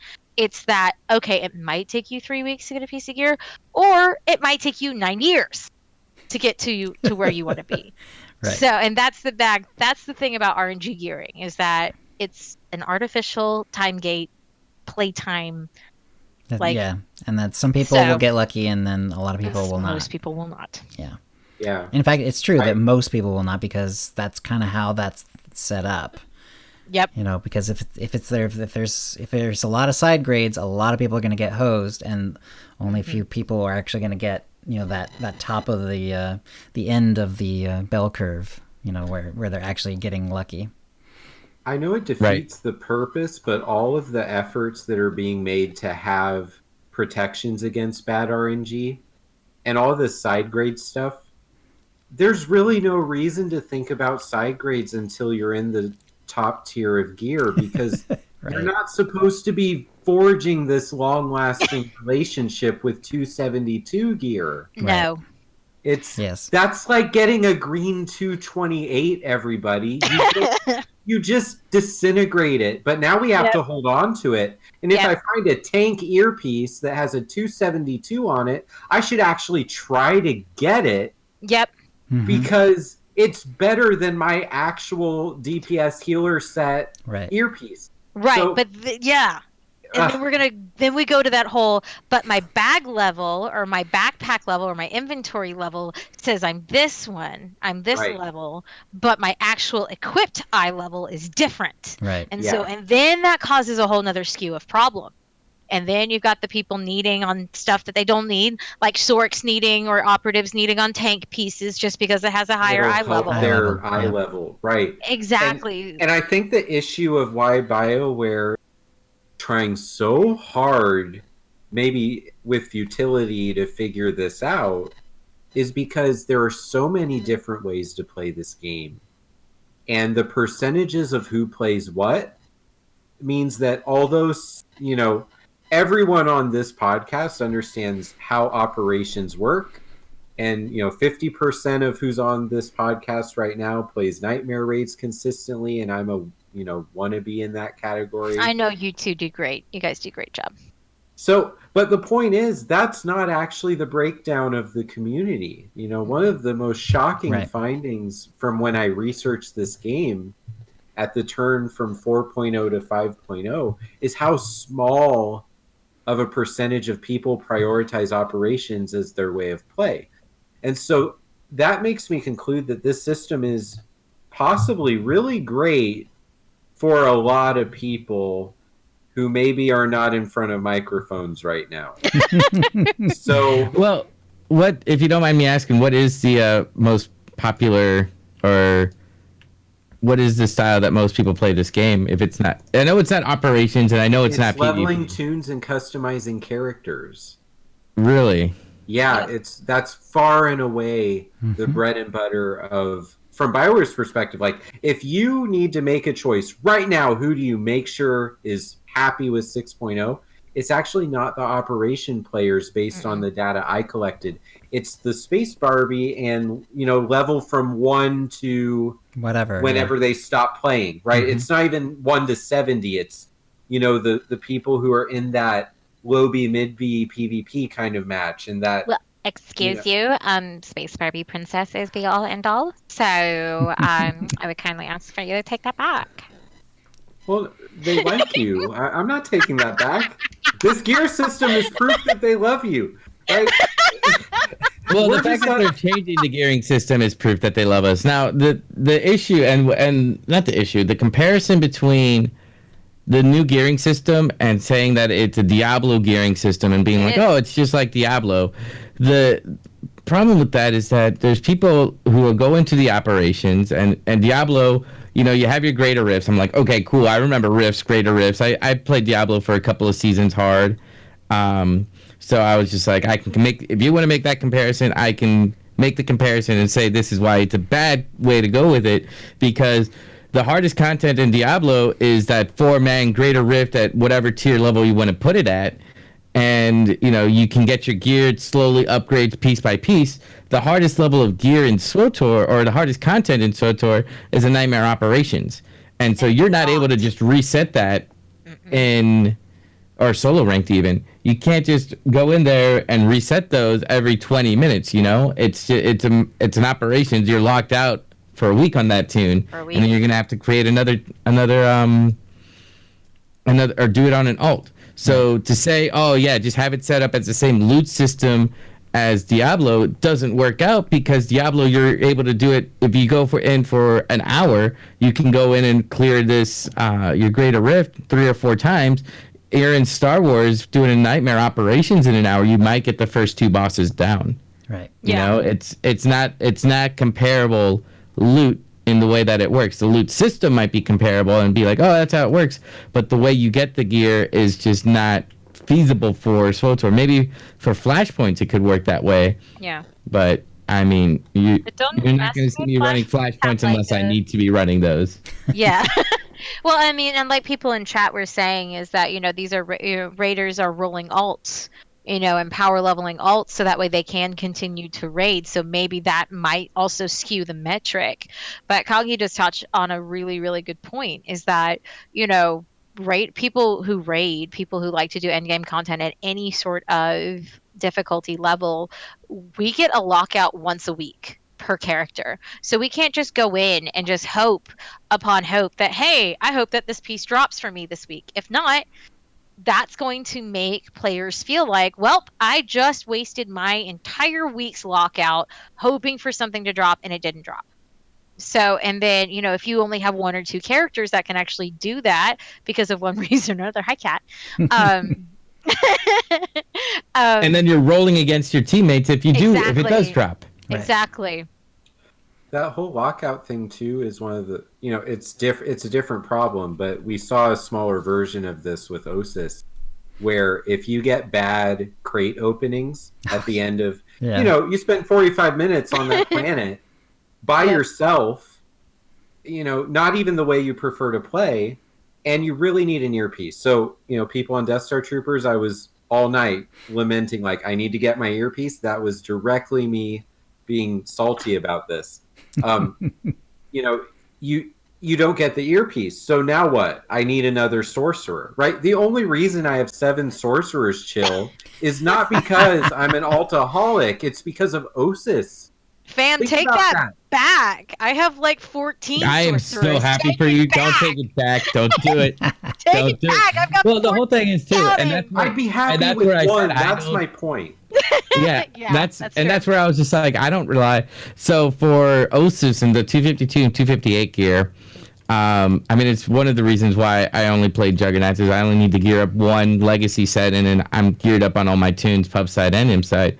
But additionally, I save up all my unassembled components and just buy left side with those, and don't even worry about. I bypass the RNG aspect. I'm like, I'm not gonna get it. I'm not gonna worry about it on that tune. I'm gonna buy my tokens. I'm gonna see what that weekly rotation is. This week it's flashpoints. Last week it was PvP, and just see if I'm gonna do it. If I'm gonna do it, great, extra crystal. If not, I'm not gonna worry about it. I still get my 2 from doing my turn in for PvP tokens. You are so chill about this, Kogass.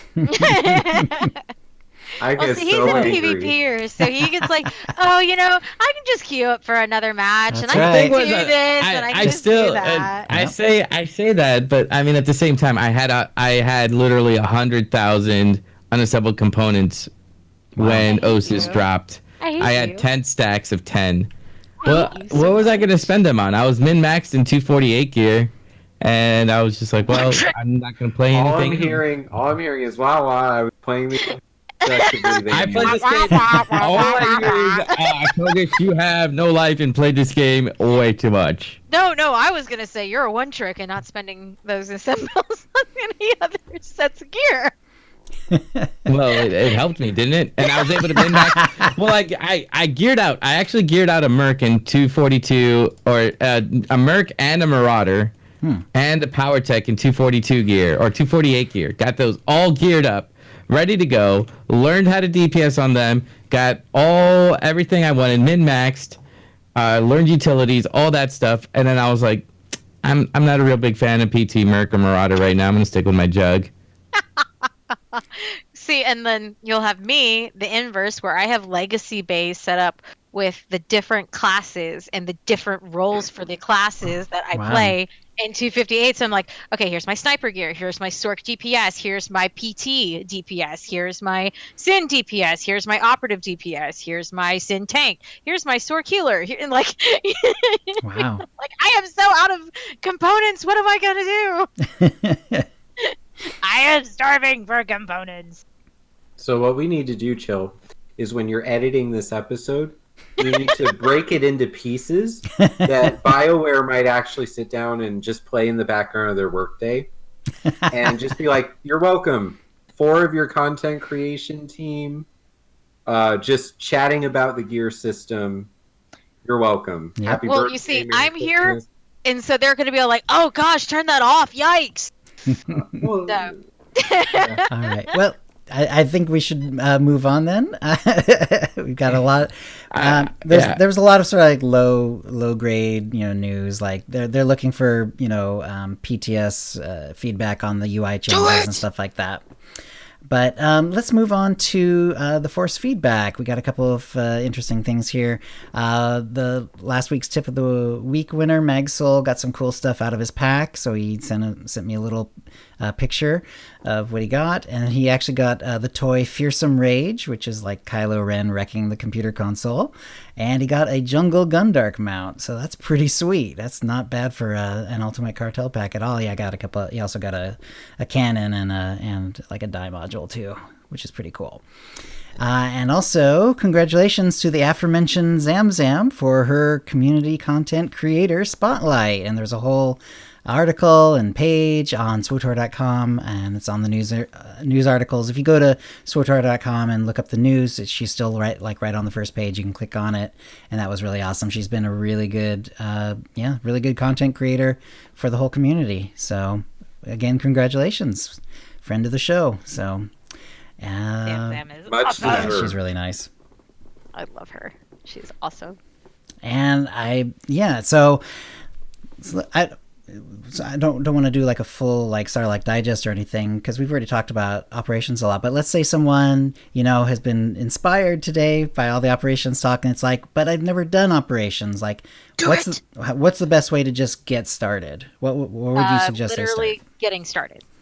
By you would get started by, I would say, you can try to find a guild on Fleet. You say, hey, looking for a raiding guild, story mode / hard modes. Usually there's a lot of casual guilds that'll do that. Guild. I wouldn't even do raiding guild at this point. Yeah. Right now, a lot of the do. guilds, the raiding guilds, those are gonna be your top tier. Those are gonna be your high end. Those I guess that's progressions. It used to be like that. So like in 2.0 and 3.0, it used to be looking for a raiding guild, and they would start your progression. At this point, especially on Satil Shan and Starforge, what I would do is find a big, large yield conquest guild that does story mode operations for their conquest. Usually those guilds are very, very good about teaching you the story mode mechanics, allowing you to get familiar with your classes.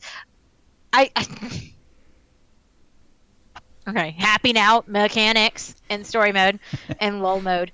But they're really good at getting you, just kind of get your toe wet, kind of put your toe Right. in the water of raiding. And then once you feel comfortable, once you feel like you know your class and you know your rotation, that's going to be your big thing. Knowing the class, knowing the rotation. Then you can start moving on to looking for a hard mode progression team. Looking for more difficult. Right. There are a couple of rating channels, chat channels in the game on Starforge. It is C join allies, ALLIES, and that's on both Imperial and Republic faction. A lot of people pick up groups is what they're called. So you'll see people going, looking for one, looking for one more DPS for story mode Ravagers Right. Finder. So you'll see a lot of those messages in those channels. And on Satil Sean, it's C join end game, like the Avengers movie. So ENDGAMES. So same thing. Those are usually what people use to do lots of rating that are not guild affiliated. So really good for doing group finders, and group finders are always story mode. So those are really good to just kind of get started. Right. And for any DPS that are looking to get started in rating, make sure you have 110% accuracy. Seriously, that You is don't your even need life. to worry about that in story mode. The group finder It can depending on the class. as long Just as get you in there and set a play. goal- Just get in there, do a raid. If you want to get into it, get in there and do it. Don't dance in the personally, fire I'm for just all go it for it. matters. Look at the I mean, group finder. Yeah. Decide I'm going to clear that thing I'm doing tonight, and just be willing to stand on the fleet and find people who are putting a group together. If you don't have that conquest guild in your flow yet, Right. because if you can clear the op on story mode, and now I know how to do that one, right? The mechanics are pretty forgiving, and it teaches you the beginning of how to play in a smarter way than what it takes to clear the heroics on Nar Shaddaa, right? So, Correct. you don't need to know how to play to do that. Story mode ops teach you to pay attention to things a little better and play your role. So you learn how to heal a little bit for real instead of whatever you were doing while you're Healing leveling. trance on your companion. Oh, I'm gonna bubble. Yeah. Oh, there's Reddit. There's So Facebook. once you've done Eternity Vault, and you do that in story mode, and now you know how to do that one. So every time that one pops up, you can at least ask yourself, do I want to do that one? And that's how you get into ops, is eventually you make sure that you're learning how to step into all of them. Right. And you may not clear the whole op, but that's what operations are all about anyway. So you're going to meet people who love playing the game, hopefully, and you're going to meet people who don't seem to love much of anything too. But you don't have to build relationships with those people. Not with the looking for group people. But one last thing before I know Chill is so tired of listening to talk, and I apologize, and you'll never invite me over here again. So thank you for having me. But one of the things I do highly, highly recommend for people who are looking to be getting to raid, be honest. If you do, let's say you do just finally say, I'm going to just do it. I'm just going to get over this anxiety. I'm going to get over this social pressure. I'm just going to do it. Oh my God, what have I done? Let people know that you're new. Most of the time, like 99.99% of the time, people are going to be like, oh, okay, hi, welcome. This is what you do on this boss, or just stand here, or just stand here. Lots of people are actually going to be very helpful to you and to new raiders. Yes, there are that 1.01% that are like, oh my God, I'm such a noob. What am I even? And then you can just say, well, fam, this is story mode group finder. So if you really think that you're better than us, there are other difficulties for you. This is true. So, and then then everyone else will be like, yo, dude, shut up. Like, calm down. There's also that nifty little thing called an ignore button. So, That's true. But I have heard a lot of stories of people like, I went into the raid for the first time and I totally got yelled at by some guy and I didn't even know what I was doing. And I just really want to encourage those, to you guys who are new to raiding, that is not a everyday occurrence. It doesn't usually happen. I'm very sorry. Do not let those jerks keep you from playing some of what I consider to be some of the most fun aspects of the game. Because who knows, you might be the next Nightmare, Gods to the Machine, non-Jaden's tank later on. I mean, like, there's so much potential, and once you've kind of like, as Doc over here knows, once you get that kind of like that thrill, I'm going to use it, thrill of the hunt, and that sense of pride and accomplishment, more buzzwords, EA, that sense of pride and accomplishment from downing a difficult boss, like it's a little bit addictive. It's like, Right. Okay, what's the next one? What's my next goal? What's the next one I can do? That's why I keep telling him he needs to go after Dreadmaster now. Perfect. He's all like, Okay, then that's the show. If you'd like to play with us in the Utini Knights Guild on the Republic side of the Satil Shan server, or in our Guild on the Empire side, do a /C join Utini to join the Utini channel. Then let us know you're a fan of the show. You can email questions and comments about the show to OotiniCast@gmail.com. Follow us on Twitter using @OotiniCast. You can find contact details for all of us on our website, OotiniCast.com, which includes how to subscribe to us using iTunes, Stitcher, and the rest. We record the show live bi-weekly on Tuesdays, usually at noon Pacific. Go to OotiniCast.com/live to find out how to join in. Our theme song is Doomsday by Jean-Paul Zogby. And thank you to the chat room, and thank you to Lady Rann and Kogass. Thanks for having us. All Thank right. you so very much for having me. And we'll see you next show. All right. Thanks, everyone, for coming. And, these guys did a great job. First-time guests. It was awesome. Really enjoyed it. You are back. But, I'm going to stop the stream now and have a good one. So I'm going to stop in